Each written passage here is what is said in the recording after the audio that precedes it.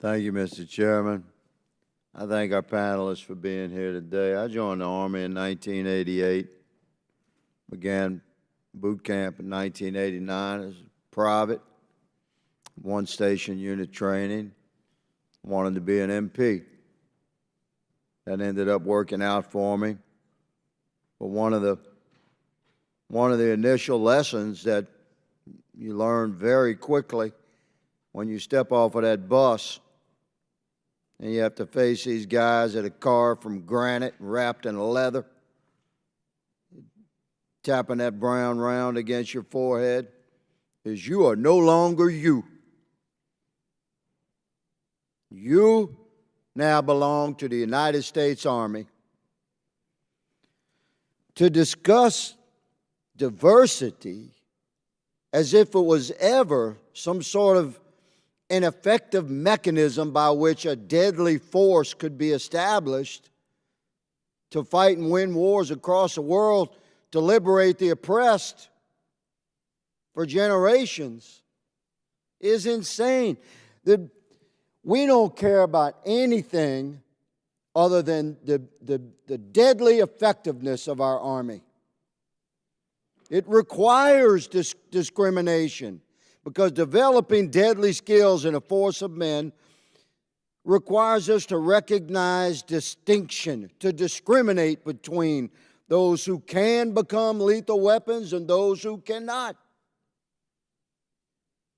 Nobody cares about your color of your skin, your cultural background, your ethnicity, who your mama or your daddy was.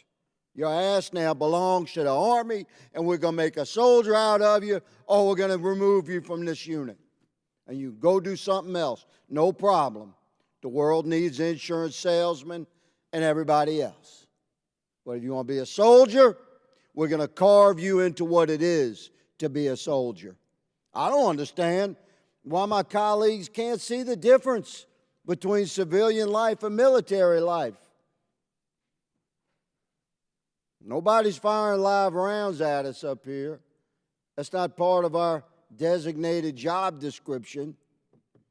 But it damn sure is a job description for our soldiers. And we can't fill our ranks in the United States Army right now. You know why? I think you do know why. Because conservative families across America that have a deep lineage of military service are not encouraging their sons and daughters to join the Army because of this crap that our sons and daughters are having to deal with now in the Army, that my colleagues are applauding, like, yay. You know, we need to diversify. They want to diversify it. We're called uniform for a reason. We must be uniformly deadly and effective, rapidly deployed. Well, we care not what the color of the skin is to the soldier next to us, or whether or not he's gay or straight.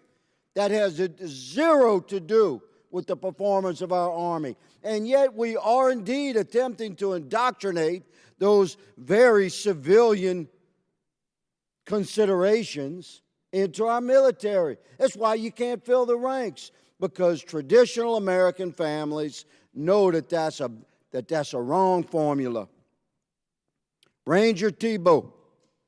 Rangers, lead the way. All the way, sir. Oh, so I'm going to ask you, your opening line of your statement, you rightly draw upon a distinction regarding considering between those who join our military and those who choose just other courses of life. You said, I quote, "Training in the United States Army is meant to melt away the effects of civilian life and to forge Americans into soldiers ready to devote their lives to the mass application of violence on behalf of American interests." Can you speak to the uniqueness of what it is to be a soldier as opposed to being a civilian in America? To be a soldier is to live a life where you take for granted the fact that you would die for the person next to you, and that you would enter an arena where that death is possible on purpose, and that you would be prepared as a team and as a person to do whatever it took, not to survive, but to win. And even if that requires immense suffering, sacrifice, and an inconvenience every day for you and your family. Did you ever, for one day, at any time, consider the diversity of the ranger next to you? No. Thank you very much. Mr. Tebow, Mr. Lomere, General, thank you all for your service. Mr. Chairman, I yield.